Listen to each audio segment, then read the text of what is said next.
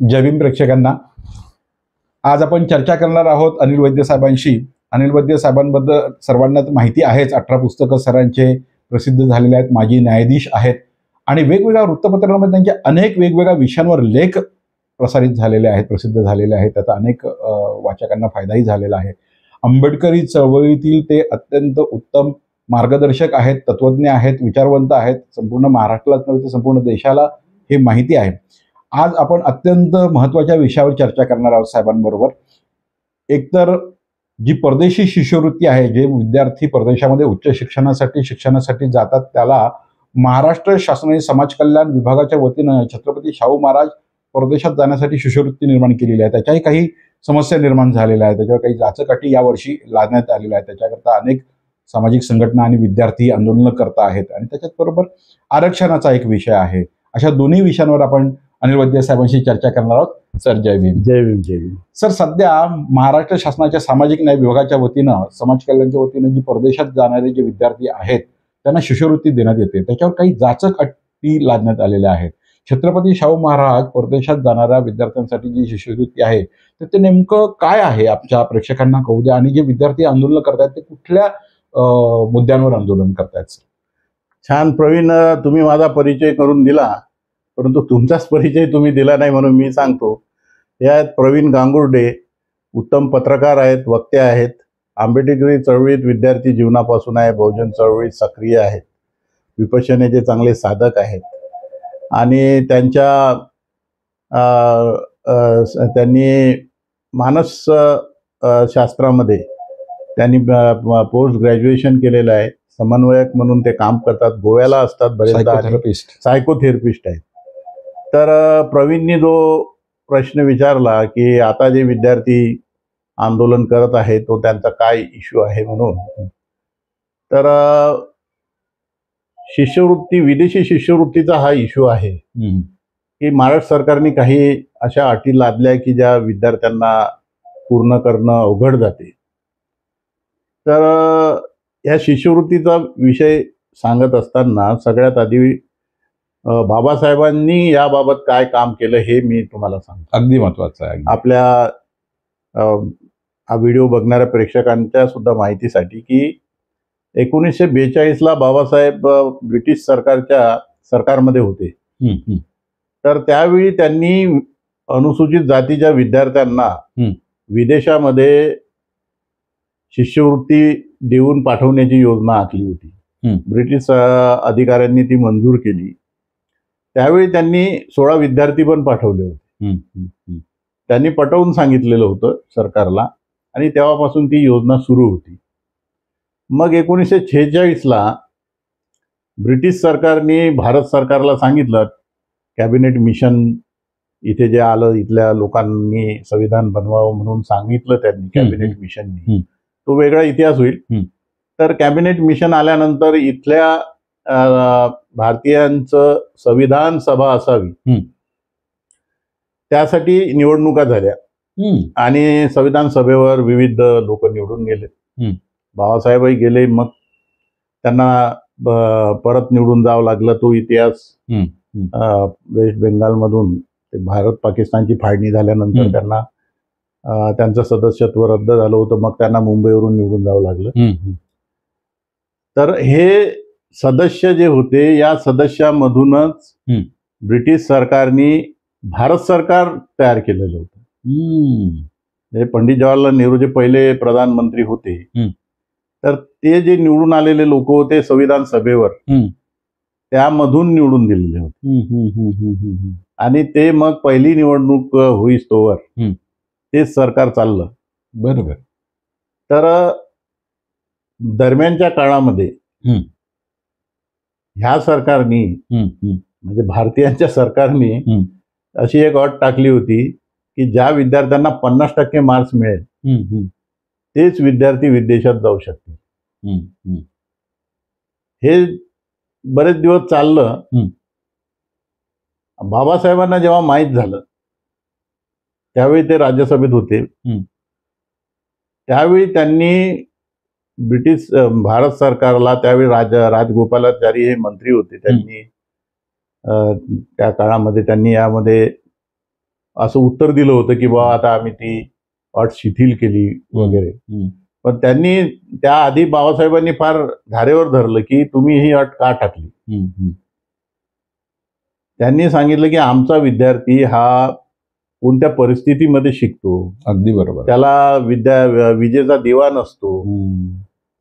त्यावेळी काही एवढ्या सुविधा नव्हत्या. आजही खेड्यापाड्यामध्ये विद्यार्थ्यांना शिक्षणासाठी अभ्यासासाठी स्वतंत्र खोली नाही आहे, टेबल खुर्च्या नाही आहे. कुठेतरी तो जातो, बसतो, अभ्यास करतो, कसा तरी तो गावखेड्यातून पुढे येण्याचा प्रयत्न करतो. अशा परिस्थितीमध्ये त्याला गुणांची अट टाकणं चुकीचं आहे. हा बाबासाहेबांनी त्यावेळी विरोध केलेला होता. आता महाराष्ट्र सरकारने 75% गुणाची अट टाकली आणि ते विदेशात जाणाऱ्या विद्यार्थ्यांसाठी प्रत्येक परीक्षेत म्हणजे 12वीत, पदवीला, पोस्ट ग्रॅज्युएट असेल त्या पदवीला 75% जो विद्यार्थी मिळवेल त्यालाच या विदेशी शिष्यवृत्ती मिळेल. ही जी अट आहे ती अट ही पूर्णपणे चुकीची आहे. कारण 75% प्रत्येक विद्यार्थ्याला 12वी पासून मिळतील याची खात्री नाही. बिलकुल. शिवाय हा मागासवर्गीय विद्यार्थी आहे, त्याला रिलॅक्सेशन देण्याची गोष्ट करण्याऐवजी त्याला इतर विद्यार्थ्यांसारखं तुम्ही आणता. आणि मी तर म्हणतो की गुणांच्या अटीचा आणि पुढच्या परफॉर्मन्सचा काही संबंध नाही. बिलकुल, अगदी बरोबर आहे. मला सांगा की सयाजीराव गायकवाडांनी बाबासाहेबांना शिष्यवृत्ती दिली. बाबासाहेबांना जेमतेमच मार्क मिळत होते. त्यावेळी जर त्यांनी म्हटलं असतं की 75% असतील तरच मी शिष्यवृत्ती देतो, बाबासाहेब गेले नसते. बरोबर आहे. तर ही जी टक्केवारीची जे पद्धत आहे ना हीच मुळात चुकीची आहे. त्याच्या ज्या काही एंट्रन्स एक्झाम आहे त्या एंट्रन्स एक्झाम मध्ये त्याला किती मार्क्स मिळतात त्यानुसार द्या ना. बरोबर. किंवा मग 50% अट करा, 55% करा, चालेल. 50-55% तर साधारण असतात. नॉर्मली मागच्या वेळेस तसंच होतं. याच वर्षी त्यांनी 75 केलेलं आहे. आता इतके वर्ष एवढ्या अटी नव्हत्या आणि आजच अचानक का इतक्या अटी टाकण्यात येत आहे हा पण प्रश्न विद्यार्थ्यांसमोर आहे. अगदी. तर ही अट रद्द करावी. आणि दुसरं म्हणजे त्यांनी जे विद्यार्थी विदेशात जातात त्यांचा तिथला जो खर्च आहे तो सरकार घेत होतं पूर्वी. त्यामध्ये त्यांनी कॅप टाकली की 30 की 40 लाख अशा मर्यादेपेक्षा जास्त देणार नाही. ते पण चुकीचं आहे. आता तिथे जाणारा जो विद्यार्थी आहे अनुसूचित जातीचा त्याची आर्थिक परिस्थिती हलाखीची आहे म्हणून तर तुम्हाला शिष्यवृत्ती मागतो. अगदी बरोबर आहे. हो. ती अट नसायला पाहिजे. परत त्यांनी 8 लाखाच्या उत्पन्नाची पण अट टाकली. वास्तविक अनुसूचित जाती आणि जमातीला क्रीमी लेअरचा नियमच नाही आहे ना. बिलकुल बिलकुल. क्रीमी हा मागास वर्ग आहे, हा आर्थिक विषयच नाहीये. कास्ट सर्टिफिकेट हाच एक क्रायटेरिया असला पाहिजे. आणि त्यात काय आहे की जो अनुसूचित जाती जमाती मधला थोडा समोर गेलेला विद्यार्थी पुढचे खर्च करू शकतो. त्यामुळे त्याला इथेच रोखणं हेही बरोबर नाही. तो मागास आहे ना.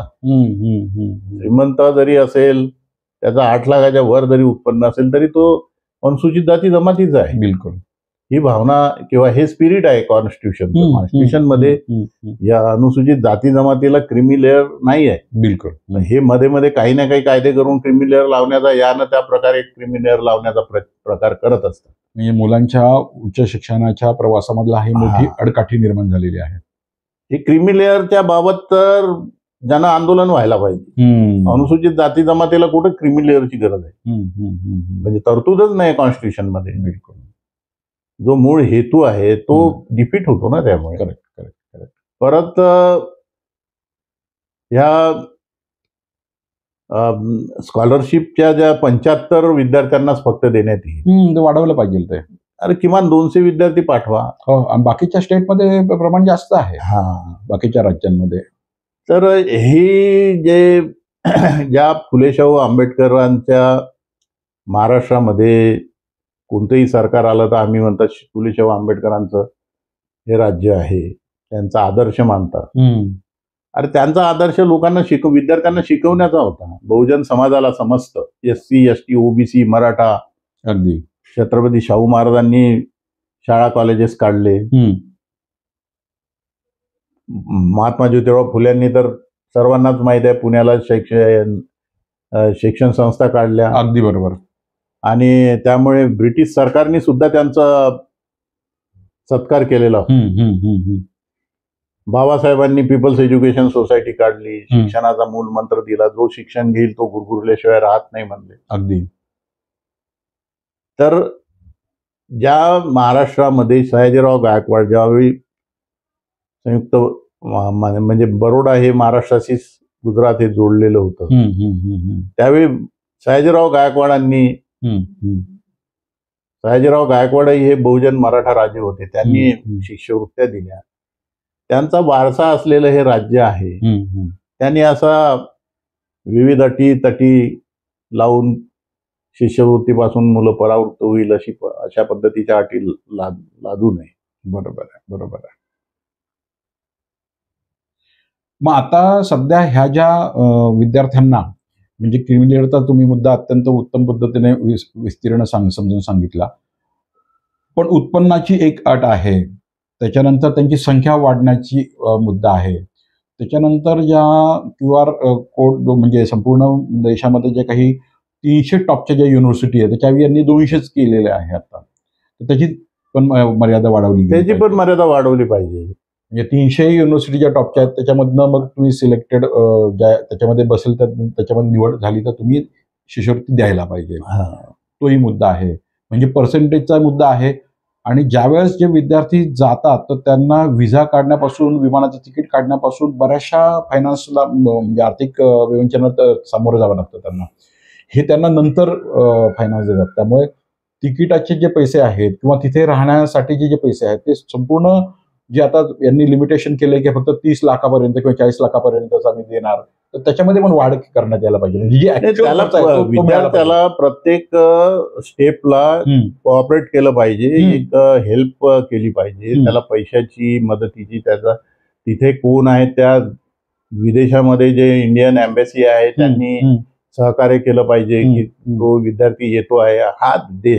हा विद्यार्थी हा देशाचा नागरिक आहे ना. हा स्वीडन देशामध्ये जे बालक जन्माला येते ते पूर्ण देशाचं समजलं जातं. हो, जगभरामध्ये बरेच अशा काही बऱ्याच अशा कंट्रीज आहेत की ज्या मोफत शिक्षण देतात, बाहेरच्या नागरिकांना सुद्धा मोफत शिक्षण देतात विद्यार्थ्यांना, आणि त्यांच्या सुद्धा विद्यार्थ्यांना ते मोफत प्रशिक्षण देतात.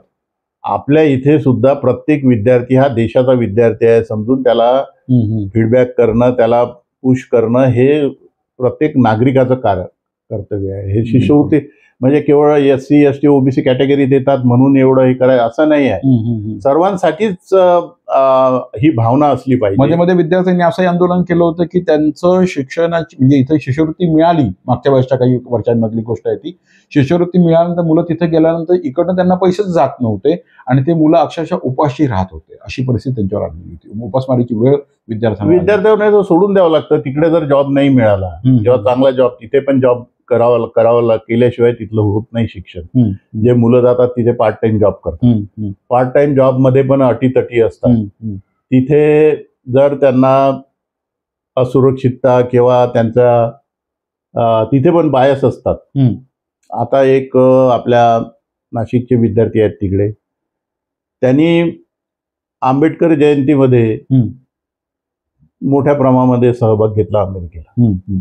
तो जिथे काम करत होता त्या लोकांनी ऍक्टिव्हिस्ट म्हणून वेगळं त्याला ट्रीटमेंट देणं सुरू केलं आणि त्याला त्याचं पेमेंट स्टॉप केलं होतं. बरोबर. असे प्रकार घडतात. अशा वेळी त्याला एम्बसीने मदत केली पाहिजे, इंडियन गव्हर्नमेंट एम्बेसीनी सगळ्यांनी गव्हर्नमेंटनी पण त्याच्यावर लक्ष ठेवलं पाहिजे. भारतीय राज्यघटनेचे शिल्पकार ज्यांनी भारतीय, जसा आपला एक मुलगा बाहेर गेल्यानंतर आपल्याला चिंता असते तशी चिंता सरकारला असायला पाहिजे. त्यावर केअरटेकर, एम्बसीने केअरटेकिंग केली, कारण तो तिकडून आल्यानंतर या देशामध्ये त्याच्या ज्ञानाचा जो फायदा होईल तो या देशालाच होईल. म्हणजे आता ज्या काही जाचक अटी टाकलेल्या आहेत, जे विद्यार्थी संतप्त झालेले आहेत, ज्या विद्यार्थ्यांना उच्च शिक्षणासाठी जायचंय, मग त्यांना PhD साठी जायचं असेल, मास्टर्ससाठी जायचं असेल, तर त्यांनी फक्त कास्ट सर्टिफिकेट हा क्रायटेरिया ठेवून, म्हणजे खरं म्हटलं तर ओपनसाठी पण ही योजना आहे, SC ST OBC साठी पण ही योजना आहे, ही सर्वांसाठी 100% विद्यार्थ्यांसाठी ही योजना आहे. फक्त त्याच्यामध्ये त्यांनी कॅटेगरी केलेल्या आहेत. मग बाकीच्या विद्यार्थ्यांना वेगळे न्याय आणि ह्याच एससीच्या त्यांना पण 75% केली आहे त्यांनी म्हणतात. पण 75% कुठल्याही कॅटेगरी, SC ST OBC कुठल्याही कॅटेगरीला ही 75% जी अट जाचक आहे ही जाचक आहे. आणि ही अट 12वी पासून असावी ही पण बरोबर नाही. ते 10वी पासून घेतात. 10वीला तुम्हाला 10वी 12वी पदवीधर आणि मग मास्टरसाठी पाठवतात. आणि मास्टरही तुमचं स्ट्रॉंग असेल 75 तेवढंच आता जो नवीन अटीप्रमाणे, तर मग तुम्हाला PhD साठी पाठवतात. तर ते मुळातच चुकीचं वाटतंय ते सगळं. बरोबर. आणि एकूणच आता हा विषय चर्चा करत असताना आरक्षणाच्या संदर्भामध्ये थोडंसं महत्वाचा मुद्दे आपल्या प्रेक्षकांना कळले पाहिजे सर आपल्याकडनं. नाही, आरक्षणाची गरज अजूनही आहे. काही मध्ये मध्ये काही लोकांचा व्ह्यू येतो की आता आरक्षण किती दिवस घ्यायचं. आणि काही उच्चभ्रू बौद्ध आहेत, उच्चभ्रू लोक आहेत, त्यांना तर असं वाटतं की आरक्षण म्हणजे जातीवाद होतो किंवा त्यांना त्यांची मुलं SC म्हणून सांगायला बघत नाही किंवा. तर हे जे आहे ना, ही भावना चुकीची आहे. मनुवाद्यांनी ज्या भावना निर्माण केल्या त्याचा तुम्ही परिपाठ करताय. आजही बहुसंख्य समाज मागे आहे. कामगार आहे, शेतमजूर आहे, सुशिक्षित ग्रॅज्युएट झालेल्या मुली नोकरी न लागल्यामुळे घरकाम करतात. ही परिस्थिती आहे. शिक्षणाचं प्रमाण अजूनही कमी आहे. भारतातच एकंदरीत प्रमाण 76-78% आहे. खूपच कमी आहे. आणि हा जो अस्पृश्य समाज होता, जो महार होता, तो बौद्ध झाला. तरी सुद्धा त्यातले जे पुढे आलेले लोक दिसतात ते काही 100% नाही किंवा त्याचं प्रमाण कमी आहे. लोकांना वाटते खूप पुढे गेले. नाही. पण तुम्ही गावाला जाऊन बघा, अजूनही परिस्थिती जसे ते आहे. फार मोठा समुदाय मागे आहे. आणि तुम्ही पुढे जरी गेले तरी तुम्हाला ज्यावेळी निवड समित्या असतात त्यावेळी राखीव जागा असल्याशिवाय त्या राखीव जागेवर त्याची निवड करत नाही. ही परिस्थिती आहे. फारच कमी मुलं ओपन कॅटेगरीमध्ये पास होतात. त्याला मोठं नाकमुरड कधी कधी घेतात ओपन. ह्या जोपर्यंत इथे जातीयवाद आहे तोपर्यंत आरक्षणाची गरज आहे आणि अॅट्रॉसिटी ऍक्टची पण गरज आहे. बिलकुल. आरक्षणाचा हेतू काय आहे? बाबासाहेबांनी काय म्हटलं की सामाजिक इमेज डेव्हलप झाली पाहिजे, असा तो हेतू आहे. बाबासाहेब म्हणतात की ब्राह्मणांचं महत्व यासाठी आहे की ते सरकारी नोकऱ्यात आहे. बाबासाहेब असे म्हणतात की जो समाज सरकारी नोकरीत असतो त्याची ऊर्जिता अवस्था होते. कारण त्याचा पॉवर वाढतो ना, त्याच्या हातामध्ये एक पॉवर येतो.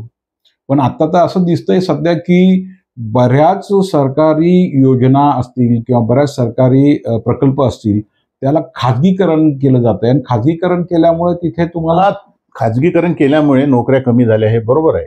रिझर्वेशनचा मुद्दा तिथे परंतु त्यासाठी वेगळा लढा खाजगीकरण थांबवलं पाहिजे. जे पब्लिक सेक्टर्स आहेत त्याचं खाजगीकरण होणं हे आपल्यासाठी घातक आहे. ते तर थांबवलं पाहिजे त्यांनी. आणि परंतु अजूनही गव्हर्नमेंट जॉब्स जे आहेत ते काही संपलेले नाहीत. बिलकुल. तुम्ही मगाशी म्हणत होता बाबासाहेबांचं म्हणणं असं होतं की सरकारी क्षेत्रामध्ये गेल्यानंतर ते तुम्हाला पॉवरफुल करतं. तो कसं असते, ते वैयक्तिक नसते, ते सामाजिक इमेज वाढते. आज बघा, आज मराठा समाज आरक्षण मागतो. त्यांनी बघितलं की हा बहुजन समाज कसा पुढे गेलेला आहे. आज बौद्ध समाज म्हटलं तर सर्वसामान्यांमध्ये अशी इमेज आहे की एज्युकेटेड आहे, नोकऱ्यांमध्ये आहे, असा बऱ्यापैकी इमेज आहे. विवेकवादी विचार करणारा आहे तसा इमेज आहे. ही इमेज का झाली? ही कंबाईन इमेज झाली ना. इंडिव्हिज्युअल प्रत्येकाने प्रयत्न केल्यामुळे सोशल इमेज झाली.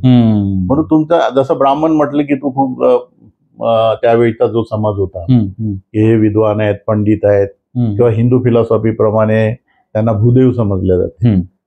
ही कसं झालं, ही त्या समाजाची एक इमेज झाली. ही इमेज तुमची डेव्हलप करण्यासाठी तुम्ही गव्हर्नमेंट जॉब्स मध्ये गेलं पाहिजे. आता जॉब्स नाही तर इंडस्ट्रीज मध्ये गेलं पाहिजे, असं उद्योगधंद्यामध्ये गेलं पाहिजे. असं नाही की गव्हर्नमेंट जॉब्स म्हटलं त्यावेळी बाबासाहेबांनी म्हणजे त्यालाच टिकअप असलं पाहिजे. म्हणजे एकंदरीत समाजाची बाकी याला पण असतात. म्हणजे आता बघा, जे गव्हर्नमेंटच्या ज्या योजना आहे, रमाई घरकुल योजना, हा, त्याला अनुसूचित जातीसाठी काही राखीव जागा आहे, त्यामधून लोकांना पैसे मिळते घर बांधायला, आणि त्यातून गावखेड्यामध्ये सिमेंटचे घरं बांधली लोकांनी घरकुल. तो राहणीमानाचा दर्जा आता वाढला, क्वालिटी ऑफ लाईफ वाटतं त्यांचं. या बरंच आहे. आता शेतकऱ्यांसाठी अनुसूचित जातीच्या शेतकऱ्यांना काही योजना आहे, विहिरीची योजना आहे फ्रीमध्ये, 100% अनुदान योजना, अशा काही अनेक योजना आहेत. म्हणजे याला नोकरीशिवाय अदर दुसरे फायदे पण आरक्षणाचे. विद्यार्थ्यांचं बघा, आता खाजगी शाळांमध्ये, खाजगी कॉलेजेसमध्ये इंजिनिअरिंग कॉलेजला 3-4 लाख रुपये फीस घेतात. त्याला जर विद्यार्थ्याचा सिलेक्शन झालं तर ती फीस महाराष्ट्रामध्ये महाराष्ट्र समाज कल्याण विभाग देतात. बरोबर आहे. त्यामुळे आता बरेचसे मुलं इंजिनियर होत आहे. एक 50-100 घरामागे एक इंजिनियर पोरगा दिसतो. मेडिकल कॉलेजमध्ये आता 5 लाख 6 लाख रुपये वर्षाची फी आहे प्रायव्हेटमध्ये. हो, बाहेरच्या देशामध्ये कमी फी आहे आणि आपल्या देशामध्ये जास्त फी आहे मेडिकलची. मग त्याला जर नंबर लागला, मेडिकलची सीट कमी आहे आपल्याकडे, कॅटेगरी मधून जर नंबर लागला तर त्याला फी दिली जाते. आज 6 लाख म्हणजे 5 वर्षाचे 25-30 लाख रुपये आपण कुठून दिले असते. म्हणजे थोड्याफार प्रमाणामध्ये म्हणजे आरक्षणाचे हे अदरवाईज फायदे आहे. पण हे काही लोक जे आहे ना, ते म्हणतात की आता आरक्षण किती दिवस द्यायचं आणि आरक्षणाचा फायदा काय, आणि असं नाही. आता जे अजून तुमची प्रगती झालेली नाही तोपर्यंत आरक्षण असलं पाहिजे. बिलकुल. म्हणजे जोपर्यंत, आणि हा जो शेड्यूल कास्ट, शेड्यूल ट्राईब जो शब्द आहे हा कॉन्स्टिट्युशनल आहे, कॉन्स्टिट्युशनल शब्द आहे तो. याने जर हीनत्व आलं असतं तर महात्मा ज्योतिबा फुल्यांनी 1882 हंटर कमिशनला विविध जातीच्या लोकांना सरकारी नोकऱ्यात कसा प्रवेश करता येईल यासाठी उपाययोजना करा म्हटलं. त्यांनी त्यावेळी आरक्षणाचंच मागणी केली. 1902 ला शाहू महाराजांनी निर्माण केलं कोल्हापूर संस्थानामध्ये 50% दिलं होतं. बाबासाहेबांनी तर गोलमेज परिषदेपासून, सायमन कमिशन गोलमेज परिषदेपासून आरक्षणाची मागणी केली. अरे आरक्षणामुळे जर शेड्यूल कास्ट, शेड्यूल ट्राईब म्हटल्याने हीनत्व आलं असतं, कमीपणा आला असता, तर या महापुरुषांनी आरक्षणाची मागणी केली असती का? बिलकुल. तर ही कॉमन सेन्सची गोष्ट आहे. तुमचे आज मी न्यायाधीश म्हणून रिटायर झालो, हा जो काही स्टेटस आहे, किंवा मी पण एका शेतकऱ्याचा मुलगा आहे, ठीक आहे माझ्याकडे शेती आहे, पण खेड्यावरून येऊन इथे कोण, म्हणजे आरक्षणामुळेच प्रगती झाली. नक्कीच. मला तर लॉ कॉलेजला पण आरक्षणामुळे ऍडमिशन मिळाली. वा वा, अभिनंदन. आरक्षणाचे अनेक फायदे, म्हणजे आरक्षणाचे अत्यंत फायदे म्हणजे समाजाची प्रतिमा डेव्हलप करण्यासाठी आरक्षण हे असलं पाहिजे. आणि माझं स्पष्ट मत आहे, बाबा ज्याला आरक्षण नाही घ्यायचं, ज्याच्या लिव्हिंग वर ज्यांना बौद्ध नाही लिहायचं, ज्याला अनुसूचित जातीचा लिहायचं नाही, त्याला फार अपमानात नको लिहू. तो त्यांचा व्यक्तिगत प्रश्न आहे, तो त्याचा व्यक्तिगत प्रश्न आहे. आता सध्या नीटची परीक्षा झाली आणि त्या नीटच्या परीक्षेचे पेपर फुटले, असे अनेक वेळेस पेपर फुटतात आणि मग आरक्षण ज्या विद्यार्थ्यांना असतं, जे विद्यार्थी पेपर फुटून, आता हे पेपरमध्ये बातमी आली म्हणून लोकांना कळालं, पण अशा अनेक वेळेस होतं की ते पेपरला बातम्या येतच नाही आणि ते फुटून जे विद्यार्थी त्याचा फायदा घेतात ते आरक्षणामधले नसतात, पैसे देऊन पेपर घेणारे. मग आरक्षण ज्यांना मिळतं त्यांच्यावर अन्याय होतो ना या सगळ्या प्रक्रियेमधनं. आता सध्या एक प्रकार मेडिकल कॉलेजचे, मेडिकल फील्ड मधलं जे नीट एक्झाम आहे त्या संदर्भात घडलेला आहे, त्याचा कसा इम्पॅक्ट होतो आरक्षणावर? नाही, आता हे पेपर फूट वगैरे हे भ्रष्टाचाराचे जे विषय आहेत, हे आता चौकशी सुरू आहे त्यांची. तो वास्तविक त्यामध्ये कोण विद्यार्थी आहे, कोण्या कॅटेगरीचे आहे, हे बघा. चोर हा कुठल्याही कॅटेगरीचा असू शकतो. अगदी अगदी अगदी. त्यामुळे त्यावर नेमकं आजच बोलता येणार नाही. पण मी एवढं म्हणेल की अनुसूचित जाती जमातीचे विद्यार्थी, ओबीसी विद्यार्थी, बहुजन समाजाचे विद्यार्थी प्रामाणिकपणे अभ्यास करतात आणि धनदांडगी नसल्यामुळे त्यांना काही कोणाला पैसे देऊन पेपर मिळवण्याची त्यांच्यात ऐपतही नसते. बिलकुल बिलकुल. ते अभ्यास करतात, परीक्षा देतात. येस येस, हे मी बघितलंय. नक्कीच नक्कीच. माननीय अनिल वैद्य सरांनी अत्यंत उत्तम पद्धतीने या ठिकाणी जे छत्रपती शाहू महाराज शिष्यवृत्ती जी आहे महाराष्ट्र शासनाची समाज कल्याण विभागाची, त्याबद्दलच्या ज्या विद्यार्थ्यांवर ज्या काही जाचक अटी आहेत त्या संदर्भात खूप विस्तीर्ण पद्धतीने या ठिकाणी विवेचन चर्चा आपण या सरांबरोबर केलेली आहे. त्याचबरोबर आरक्षणाच्या संदर्भातही अत्यंत उत्तम पद्धतीने चर्चा केलेली आहे. सरांचे आपण या ठिकाणी आभार व्यक्त करू. सर धन्यवाद. थँक्यू. आणि या ठिकाणी आपण थांबूयात. धन्यवाद. जय भीम प्रेक्षकांना. आज आपण चर्चा करणार आहोत अनिल वैद्य साहेबांशी. अनिल वैद्य साहेबांबद्दल सर्वांना माहिती आहेच. 18 पुस्तकं सरांचे प्रसिद्ध झालेले आहेत. माजी न्यायाधीश आहेत आणि वेगवेगळ्या वृत्तपत्रांमध्ये त्यांचे अनेक वेगवेगळ्या विषयांवर लेख प्रसारित झालेले आहेत, प्रसिद्ध झालेले आहेत. त्याचा अनेक वाचकांना फायदाही झालेला आहे. आंबेडकरी चळवळीतील ते अत्यंत उत्तम मार्गदर्शक आहेत, तत्वज्ञ आहेत, विचारवंत आहेत. संपूर्ण महाराष्ट्रालाच नव्हे तर संपूर्ण देशाला हे माहिती आहे. आज आपण अत्यंत महत्त्वाच्या विषयावर चर्चा करणार आहोत साहेबांबरोबर. एकतर जी परदेशी शिष्यवृत्ती आहे, जे विद्यार्थी परदेशामध्ये उच्च शिक्षणासाठी जातात त्याला महाराष्ट्र शासनाने समाज कल्याण विभागाच्या वतीनं छत्रपती शाहू महाराज परदेशात जाण्यासाठी शिष्यवृत्ती निर्माण केलेली आहे. त्याच्याही काही समस्या निर्माण झालेल्या आहेत. त्याच्यावर काही जाचक अटी यावर्षी लादण्यात आलेल्या आहेत. त्याच्याकरता अनेक सामाजिक संघटना आणि विद्यार्थी आंदोलनं करत आहेत आणि त्याच्याच बरोबर आरक्षणाचा एक विषय आहे. अशा दोन्ही विषयांवर आपण अनिल वैद्य साहेबांशी चर्चा करणार आहोत. सर जय भीम. जय भीम. जय भीम. सर, सध्या महाराष्ट्र शासनाच्या सामाजिक न्याय विभागाच्या वतीनं समाज कल्याणच्या वतीनं जी परदेशात जाणारे जे विद्यार्थी आहेत त्यांना शिष्यवृत्ती देण्यात येते. त्याच्यावर काही जाचक अटी लादण्यात आलेल्या आहेत. छत्रपती शाहू महाराज परदेशात जाणाऱ्या विद्यार्थ्यांसाठी जी शिष्यवृत्ती आहे तर ते नेमकं काय आहे आमच्या प्रेक्षकांना कळू द्या. आणि जे विद्यार्थी आंदोलन करतायत ते कुठल्या मुद्द्यांवर आंदोलन करतायत? छान प्रवीण, तुम्ही माझा परिचय करून दिला, परंतु तुमचाच परिचय तुम्ही दिला नाही म्हणून मी सांगतो. हे आहेत प्रवीण गांगुर्डे, उत्तम पत्रकार आहेत, वक्ते आहेत. आंबेडकरी चळवळीत विद्यार्थी जीवनापासून आहे. बहुजन चळवळीत सक्रिय आहेत. विपश्यनेचे चांगले साधक आहेत आणि त्यांनी मानस शास्त्रामध्ये त्यांनी पोस्ट ग्रॅज्युएशन केलेलं आहे. समन्वयक म्हणून ते काम करतात. गोव्याला असतात बरेचदा. सायकोथेरपिस्ट आहेत. तर प्रवीणनी जो प्रश्न विचारला की आता जे विद्यार्थी आंदोलन करत आहेत तो त्यांचा काय इश्यू आहे म्हणून, तर शिष्यवृत्ती, विदेशी शिष्यवृत्तीचा हा इश्यू आहे की महाराष्ट्र सरकारने काही अशा अटी लादल्या की ज्या विद्यार्थ्यांना पूर्ण करणं अवघड जाते. तर या शिष्यवृत्तीचा विषय सांगत असताना सगळ्यात आधी बाबासाहेबांनी याबाबत काय काम केलं हे मी तुम्हाला सांगतो. अगदी महत्वाचं आहे. आपल्या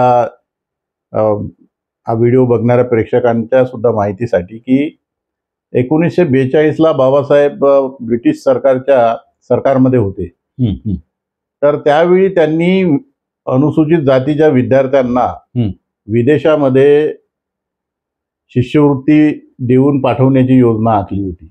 ब्रिटिश अधिकाऱ्यांनी ती मंजूर केली. त्यावेळी त्यांनी 16 विद्यार्थी पण पाठवले होते. त्यांनी पटवून सांगितलेलं होतं सरकारला आणि तेव्हापासून ती योजना सुरू होती. मग 1946ला ब्रिटिश सरकारने भारत सरकारला सांगितलं, कॅबिनेट मिशन इथे जे आलं, इथल्या लोकांनी संविधान बनवावं म्हणून सांगितलं त्यांनी कॅबिनेट मिशननी. तो वेगळा इतिहास होईल. तर कॅबिनेट मिशन आल्यानंतर इथल्या भारतीयांचं संविधान सभा असावी त्यासाठी निवडणुका झाल्या आणि संविधान सभेवर विविध लोक निवडून गेले. बाबासाहेबही गेले. मग त्यांना परत निवडून जावं लागलं. तो इतिहास वेस्ट बेंगालमधून ते भारत पाकिस्तानची फाळणी झाल्यानंतर त्यांना त्यांचं सदस्यत्व रद्द झालं होतं. मग त्यांना मुंबईवरून निवडून जावं लागलं. तर हे सदस्य जे होते या सदस्यामधूनच ब्रिटिश सरकारने भारत सरकार तयार केलेलं होतं. पंडित जवाहरलाल नेहरू जे पहिले प्रधानमंत्री होते तर ते जे निवडून आलेले लोक होते संविधान सभेवर त्यामधून निवडून दिलेले होते. आणि ते मग पहिली निवडणूक होईस्तोवर तेच सरकार चाललं. बरोबर. तर दरम्यानच्या काळामध्ये ह्या सरकारने म्हणजे भारतीयांच्या सरकारने अशी एक अट टाकली होती की ज्या विद्यार्थ्यांना 50% मार्क्स मिळेल तेच विद्यार्थी विदेशात जाऊ शकतील. हे बरेच दिवस चाललं.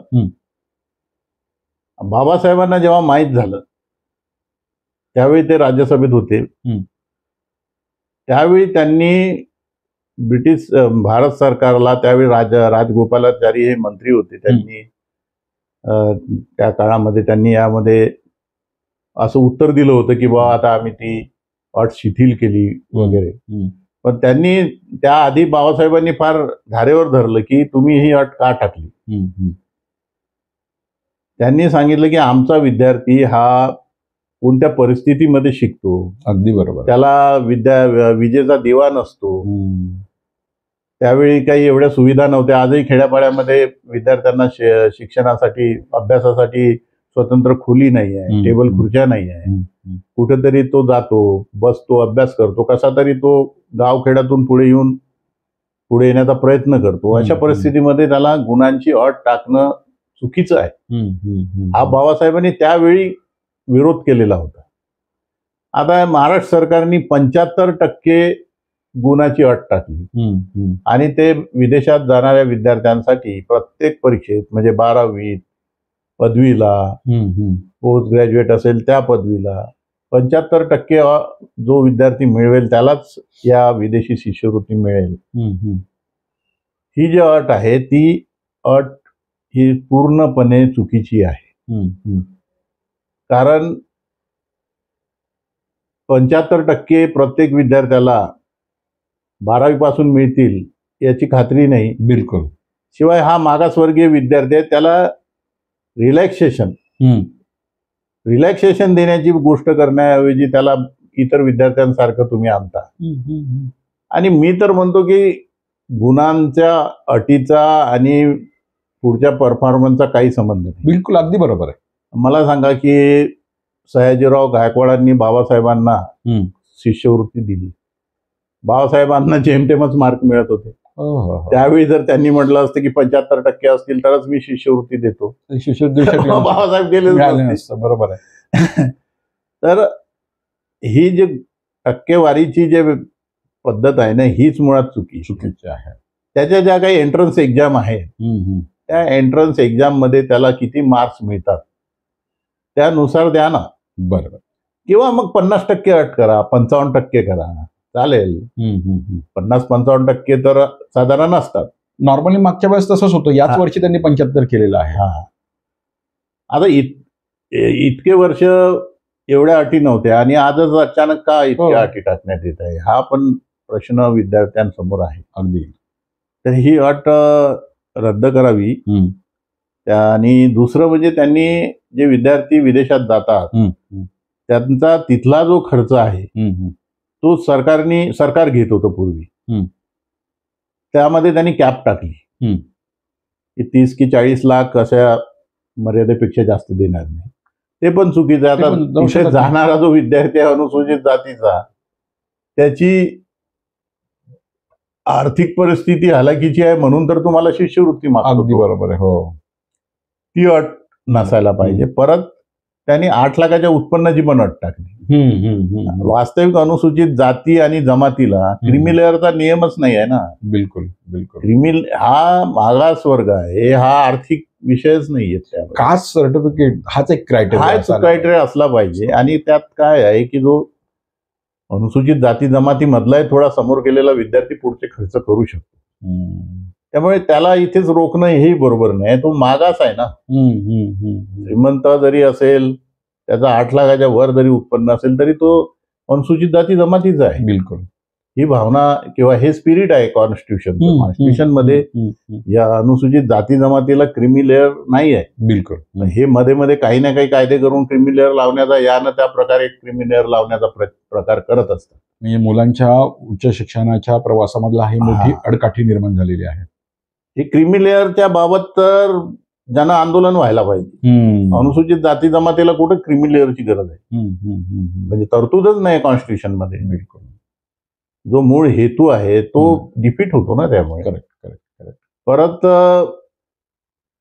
ह्या स्कॉलरशिपच्या ज्या 75 विद्यार्थ्यांनाच फक्त देण्यात येईल. ते वाढवलं पाहिजे ते. अरे किमान 200 विद्यार्थी पाठवा. हो, आणि बाकीच्या स्टेटमध्ये प्रमाण जास्त आहे, बाकीच्या राज्यांमध्ये. तर ही जे ज्या फुले शाहू आंबेडकरांच्या महाराष्ट्रामध्ये कोणतंही सरकार आलं तर आम्ही म्हणतात फुले शाहू आंबेडकरांचं हे राज्य आहे, त्यांचा आदर्श मानतात. अरे त्यांचा आदर्श लोकांना विद्यार्थ्यांना शिकवण्याचा होता. बहुजन समाजाला समजतं, SC ST OBC मराठा. अगदी छत्रपती शाहू महाराजांनी शाळा कॉलेजेस काढले. महात्मा ज्योतिराव फुल्यांनी तर सर्वांनाच माहित आहे पुण्याला शिक्षण संस्था काढल्या. अगदी बरोबर. आणि त्यामुळे ब्रिटिश सरकारने सुद्धा त्यांचा सत्कार केलेला होता. बाबासाहेबांनी पीपल्स एज्युकेशन सोसायटी काढली, शिक्षणाचा मूल मंत्र दिला, जो शिक्षण घेईल तो गुरगुरल्याशिवाय राहत नाही म्हणले. अगदी. तर ज्या महाराष्ट्रामध्ये सयाजीराव गायकवाड ज्यावेळी संयुक्त म्हणजे बरोडा हे महाराष्ट्राशी गुजरात हे जोडलेलं होतं, त्यावेळी सयाजीराव गायकवाड हे बहुजन मराठा राजे होते. त्यांनी शिष्यवृत्त्या दिल्या. त्यांचा वारसा असलेलं हे राज्य आहे. त्यांनी असा विविध अटी तटी लावून शिष्यवृत्तीपासून मुलं परावृत्त होईल अशा पद्धतीच्या अटी लादू नये. बरोबर आहे, बरोबर आहे.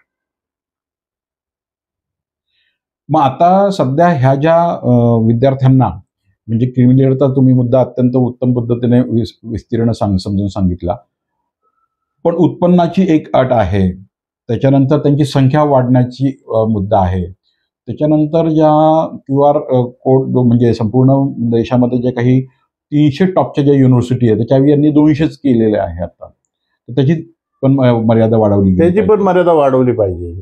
म्हणजे 300 युनिव्हर्सिटी ज्या टॉपच्या आहेत त्याच्यामधनं मग तुम्ही सिलेक्टेड ज्या त्याच्यामध्ये बसेल तर त्याच्यामध्ये निवड झाली तर तुम्ही शिष्यवृत्ती द्यायला पाहिजे. तोही मुद्दा आहे. म्हणजे पर्सेंटेजचा मुद्दा आहे. आणि ज्यावेळेस जे विद्यार्थी जातात तर त्यांना व्हिसा काढण्यापासून विमानाचं तिकीट काढण्यापासून बऱ्याचशा फायनान्सला म्हणजे आर्थिक विवंचनात सामोरं जावं लागतं त्यांना. हे त्यांना नंतर फायनान्स देतात. त्यामुळे तिकिटाचे जे पैसे आहेत किंवा तिथे राहण्यासाठीचे जे पैसे आहेत ते संपूर्ण जे आता यांनी लिमिटेशन केलंय की फक्त 30 लाखापर्यंत किंवा 40 लाखापर्यंतच आम्ही देणार, तर त्याच्यामध्ये पण वाढ करण्यात यायला पाहिजे. विद्यार्थ्याला प्रत्येक स्टेपला कोऑपरेट केलं पाहिजे, एक हेल्प केली पाहिजे त्याला, पैशाची मदतीची. त्याचा तिथे कोण आहे त्या विदेशामध्ये जे इंडियन एम्बॅसी आहे त्यांनी सहकार्य केलं पाहिजे की तो विद्यार्थी येतो आहे. हा विद्यार्थी हा देशाचा नागरिक आहे ना. हा स्वीडन देशामध्ये जे बालक जन्माला येते ते पूर्ण देशाचं समजलं जातं. हो, जगभरामध्ये बरेच अशा काही बऱ्याच अशा कंट्रीज आहेत की ज्या मोफत शिक्षण देतात, बाहेरच्या नागरिकांना सुद्धा मोफत शिक्षण देतात विद्यार्थ्यांना, आणि त्यांच्या सुद्धा विद्यार्थ्यांना ते मोफत प्रशिक्षण देतात. आपल्या इथे सुद्धा प्रत्येक विद्यार्थी हा देशाचा विद्यार्थी आहे समजून त्याला फीडबॅक करणं, त्याला पुश करणं हे प्रत्येक नागरिकाचं कर्तव्य आहे. हे शिष्यवृत्ती म्हणजे केवळ SC ST OBC कॅटेगरी देतात म्हणून एवढं हे करायचं असं नाही आहे. सर्वांसाठीच ही भावना असली पाहिजे. मध्ये मध्ये विद्यार्थ्यांनी असंही आंदोलन केलं होतं की त्यांचं शिक्षणाची म्हणजे इथे शिष्यवृत्ती मिळाली, मागच्या वर्षाच्या काही वर्षांमधली गोष्ट आहे ती, शिष्यवृत्ती मिळाल्यानंतर मुलं तिथे गेल्यानंतर इकडनं त्यांना पैसेच जात नव्हते आणि ते मुलं अक्षरशः उपाशी राहत होते. अशी परिस्थिती त्यांच्यावर आली होती. उपासमारीची वेळ विद्यार्थ्यांना सोडून द्यावं लागतं. तिकडे जर जॉब नाही मिळाला, जेव्हा चांगला जॉब, तिथे पण जॉब करावं केल्याशिवाय तिथलं होत नाही शिक्षण. जे मुलं जातात तिथे पार्ट टाइम जॉब करतात. पार्ट टाइम जॉब मध्ये पण अटीतटी असतात. तिथे जर त्यांना असुरक्षितता किंवा त्यांच्या तिथे पण बायस असतात. आता एक आपल्या नाशिकचे विद्यार्थी आहेत तिकडे, त्यांनी आंबेडकर जयंतीमध्ये मोठ्या प्रमाणामध्ये सहभाग घेतला अमेरिकेला. तो जिथे काम करत होता त्या लोकांनी ऍक्टिव्हिस्ट म्हणून वेगळं त्याला ट्रीटमेंट देणं सुरू केलं आणि त्याला त्याचं पेमेंट स्टॉप केलं होतं. बरोबर. असे प्रकार घडतात. अशा वेळी त्याला एम्बसीने मदत केली पाहिजे, इंडियन गव्हर्नमेंटने मदत केली पाहिजे. एम्बेसीनी सगळ्यांनी गव्हर्नमेंटनी पण त्याच्यावर लक्ष ठेवलं बाबासाहेब पाहिजे. आंबेडकर आमचा ज्यांनी विद्यार्थी भारतीय काय राज्यघटनेचे शिल्पकार ज्यांनी भारतीय जसा राज्यघटना आपला एक लिहिलेली मुलगा आहे. बाहेर गेल्यानंतर आपल्याला चिंता असते, तशी चिंता सरकारला असायला बिलकुल पाहिजे. असायला पाहिजे. त्यावर केअरटेकर, हा येस, एम्बसीने केअरटेकिंग केली पाहिजे. कारण तो तिकडून आल्यानंतर या देशामध्ये त्याच्या ज्ञानाचा जो फायदा होईल तो या देशालाच होईल. म्हणजे आता ज्या काही जाचक अटी टाकलेल्या आहेत, जे विद्यार्थी संतप्त झालेले आहेत, ज्या विद्यार्थ्यांना उच्च शिक्षणासाठी जायचंय, मग त्यांना PhD साठी जायचं असेल, मास्टर्ससाठी जायचं असेल, तर त्यांनी फक्त कास्ट सर्टिफिकेट हा क्रायटेरिया ठेवून, म्हणजे खरं म्हटलं तर ओपनसाठी पण ही योजना आहे, SC ST OBC साठी पण ही योजना आहे, ही सर्वांसाठी 100% लोक विद्यार्थ्यांसाठी ही योजना आहे. फक्त त्याच्यामध्ये त्यांनी कॅटेगरी केलेल्या आहेत. मग बाकीच्या विद्यार्थ्यांना वेगळे न्याय आणि ह्याच SCच्या त्यांना पण 75% केली आहे त्यांनी म्हणतात. पण 75% कुठल्याही कॅटेगरी SC ST OBC कुठल्याही कॅटेगरीला ही 75% जी अट जाचक आहे ही जाचक आहे. आणि ही अट 12वी पासून असावी ही पण बरोबर नाही. ते 10वी पासून घेतात. 10वीला तुम्हाला 10वी 12वी पदवीधर आणि मग मास्टरसाठी पाठवतात. हा, आणि मास्टरही तुमचं स्ट्रॉंग असेल 75 आता जो नवीन अटीप्रमाणे, तर मग तुम्हाला PhD साठी पाठवतात. तर ते मुळातच चुकीचं वाटतंय ते सगळं. बरोबर. आणि एकूणच आता हा विषय चर्चा करत असताना आरक्षणाच्या संदर्भामध्ये थोडंसं महत्वाचा मुद्दे आपल्या प्रेक्षकांना कळले पाहिजे सर आपल्याकडनं. आरक्षणाची गरज अजूनही आहे. काही मध्ये मध्ये काही लोकांचा व्ह्यू येतो की आता आरक्षण किती दिवस घ्यायचं, आणि काही उच्चभ्रू बौद्ध आहेत, उच्चभ्रू लोक आहेत, त्यांना तर असं वाटतं की आरक्षण म्हणजे जातीवाद होतो, किंवा त्यांना त्यांची मुलं SC म्हणून सांगायला बघत नाही, किंवा तर हे जे आहे ना, ही भावना चुकीची आहे. मनुवाद्यांनी ज्या भावना निर्माण केल्या त्याचा तुम्ही परिपाठ करताय. आजही बहुसंख्य समाज मागे आहे, कामगार आहे, शेतमजूर आहे, सुशिक्षित ग्रॅज्युएट झालेल्या मुली नोकरी न लागल्यामुळे घरकाम करतात. ही परिस्थिती आहे. शिक्षणाचं प्रमाण अजूनही कमी आहे. भारतातच एकंदरीत प्रमाण 76-78% आहे. खूपच कमी आहे. आणि हा जो अस्पृश्य समाज होता, जो महार होता, तो बौद्ध झाला. तरी सुद्धा त्यातले जे पुढे आलेले लोक दिसतात ते काही 100% नाही, किंवा त्याचं प्रमाण कमी आहे. लोकांना वाटते खूप पुढे गेले नाही. पण तुम्ही गावाला जाऊन बघा, अजूनही परिस्थिती जसे ते आहे. फार मोठा समुदाय मागे आहे. आणि तुम्ही पुढे जरी गेले तरी तुम्हाला ज्यावेळी निवड समित्या असतात त्यावेळी राखीव जागा असल्याशिवाय त्या राखीव जागेवर त्याची निवड करत नाही, ही परिस्थिती आहे. फारच कमी मुलं ओपन कॅटेगरीमध्ये पास होतात. त्याला मोठं नाक कधी कधी घेतात ओपन. ह्या जोपर्यंत इथे जातीयवाद आहे तोपर्यंत आरक्षणाची गरज आहे, आणि अॅट्रॉसिटी ऍक्टची पण गरज आहे. बिलकुल. आरक्षणाचा हेतू काय आहे? बाबासाहेबांनी काय म्हटलं की सामाजिक इमेज डेव्हलप झाली पाहिजे, असा तो हेतू आहे. बाबासाहेब म्हणतात की ब्राह्मणांचं महत्व यासाठी आहे की ते सरकारी नोकऱ्यात आहे. बाबासाहेब असे म्हणतात की जो समाज सरकारी नोकरीत असतो त्याची ऊर्जिता अवस्था होते. कारण त्याचा पॉवर वाढतो ना, त्याच्या हातामध्ये एक पॉवर येतो. पण आता तर असं दिसतंय सध्या की बऱ्याच सरकारी योजना असतील किंवा बऱ्याच सरकारी प्रकल्प असतील त्याला खाजगीकरण केलं जातंय, आणि खाजगीकरण केल्यामुळे तिथे तुम्हाला खाजगीकरण केल्यामुळे नोकऱ्या कमी झाल्या, हे बरोबर आहे. रिझर्वेशनचा मुद्दा तिथे परंतु त्यासाठी वेगळा लढा खाजगीकरण थांबवलं पाहिजे. जे पब्लिक सेक्टर्स आहेत त्याचं खाजगीकरण होणं हे आपल्यासाठी घातक आहे, ते तर थांबवलं पाहिजे त्यांनी.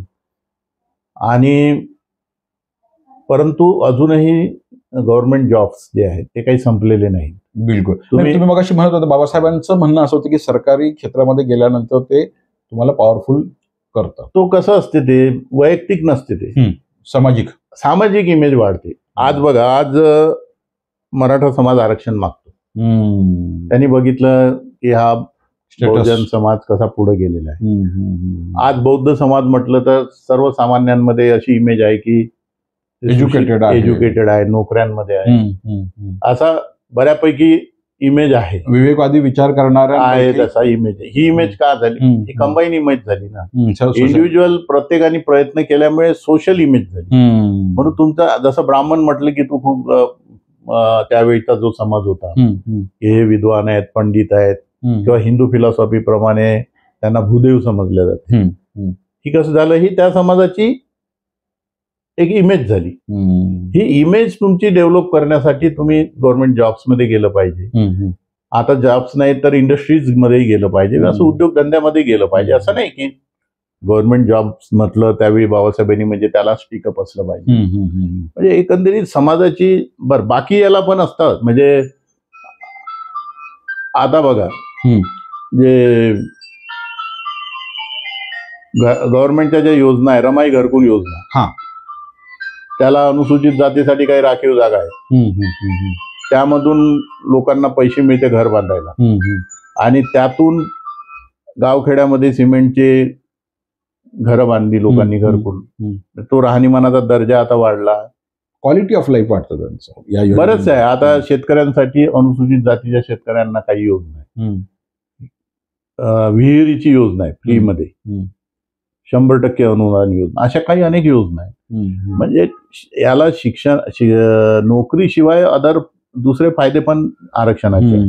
विद्यार्थ्यांचं बघा, आता खाजगी शाळांमध्ये, खाजगी कॉलेजेसमध्ये इंजिनिअरिंग कॉलेजला 3-4 लाख रुपये फीस घेतात. त्याला जर विद्यार्थ्याचा सिलेक्शन झालं तर ती फीस महाराष्ट्रामध्ये महाराष्ट्र समाज कल्याण विभाग देतात. बरोबर आहे.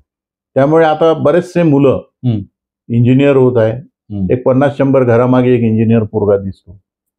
मेडिकल कॉलेजमध्ये आता 5 लाख 6 लाख रुपये वर्षाची फी आहे प्रायव्हेटमध्ये. हो, बाहेरच्या देशामध्ये कमी फी आहे आणि आपल्या देशामध्ये जास्त फी आहे मेडिकलची. मग त्याला जर नंबर लागला, मेडिकलची सीट कमी आहे आपल्याकडे, कॅटेगरी मधून जर नंबर लागला तर त्याला फी दिली जाते. आज 6 लाख म्हणजे 5 वर्षाचे 25-30 लाख रुपये आपण कुठून दिले असते. म्हणजे थोड्याफार प्रमाणामध्ये म्हणजे आरक्षणाचे हे अदरवाईज फायदे आहेत. म्हणजे हे काही लोक जे आहे ना, ते म्हणतात की आता आरक्षण किती दिवस द्यायचं आणि आरक्षणाचा फायदा काय, आणि असं नाही. आता जे अजून तुमची प्रगती झालेली नाही तोपर्यंत आरक्षण असलं पाहिजे. बिलकुल. म्हणजे जोपर्यंत, आणि हा जो शेड्यूल कास्ट, शेड्यूल ट्राईब जो शब्द आहे हा कॉन्स्टिट्युशनल आहे, कॉन्स्टिट्युशनल शब्द आहे. याने जर हीनत्व आलं असतं तर महात्मा ज्योतिबा फुल्यांनी 1882 ला हंटर कमिशनला विविध जातीच्या लोकांना सरकारी नोकऱ्यात कसा प्रवेश करता येईल यासाठी उपाययोजना करा म्हटलं. त्यांनी त्यावेळी आरक्षणाचंच मागणी केली. 1902 ला शाहू महाराजांनी निर्माण केलं कोल्हापूर संस्थानामध्ये 50% दिलं होतं. बाबासाहेबांनी तर गोलमेज परिषदेपासून, सायमन कमिशन गोलमेज परिषदेपासून आरक्षणाची मागणी केली. अरे आरक्षणामुळे जर शेड्यूल कास्ट, शेड्यूल ट्राईब म्हटल्याने हीनत्व आलं असतं, कमीपणा आला असता, तर या महापुरुषांनी आरक्षणाची मागणी केली असती का? बिलकुल. तर ही कॉमन सेन्सची गोष्ट आहे. तुमचे आज मी न्यायाधीश म्हणून रिटायर झालो, हा जो काही स्टेटस आहे, किंवा मी पण एका शेतकऱ्याचा मुलगा आहे, ठीक आहे माझ्याकडे शेती आहे, पण खेड्यावरून येऊन इथे कोण, म्हणजे आरक्षणामुळेच प्रगती झाली. नक्कीच. मला तर लॉ कॉलेजला पण आरक्षणामुळे ऍडमिशन मिळाली. वा वा, अभिनंदन.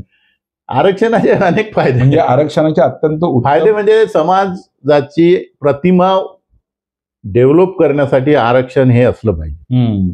आणि माझं स्पष्ट मत आहे बाबा, ज्याला आरक्षण नाही घ्यायचं, ज्याच्या लिव्हिंग वर ज्यांना बौद्ध नाही लिहायचं, ज्याला अनुसूचित जातीचं लिहायचं नाही, त्याला फार अपमानात नको लिहू. तो त्यांचा व्यक्तिगत प्रश्न आहे, तो त्याचा व्यक्तिगत प्रश्न आहे. आता सध्या नीटची परीक्षा झाली आणि त्या नीटच्या परीक्षेचे पेपर फुटले, असे अनेक वेळेस पेपर फुटतात आणि मग आरक्षण ज्या विद्यार्थ्यांना असतं, जे विद्यार्थी पेपर फुटून, आता हे पेपरमध्ये बातमी आली म्हणून लोकांना कळालं, पण अशा अनेक वेळेस होतं की ते पेपरला बातम्या येतच नाही आणि ते फुटून जे विद्यार्थी त्याचा फायदा घेतात ते आरक्षणामधले नसतात, पैसे देऊन पेपर घेणारे. मग आरक्षण ज्यांना मिळतं त्यांच्यावर अन्याय होतो ना या सगळ्या प्रक्रियेमधनं. आता सध्या एक प्रकार मेडिकल कॉलेजची, मेडिकल फील्डमधलं जे नीट एक्झाम आहे त्या संदर्भात घडलेला आहे, त्याचा कसा इम्पॅक्ट होतो आरक्षणावर?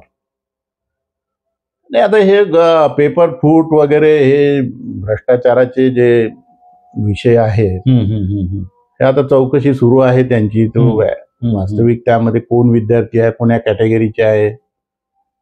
हे बघा, चोर हा कुठल्याही कॅटेगरीचा असू शकतो. अगदी अगदी अगदी. त्यामुळे त्यावर नेमकं आजच बोलता येणार नाही. पण मी एवढं म्हणेल की अनुसूचित जाती जमातीचे विद्यार्थी, ओबीसी विद्यार्थी, बहुजन समाजाचे विद्यार्थी प्रामाणिकपणे अभ्यास करतात आणि धनदांडगे नसल्यामुळे त्यांना काही कोणाला पैसे देऊन पेपर मिळवण्याची त्यांच्यात बिलपतही नसते. बिलकुल बिलकुल.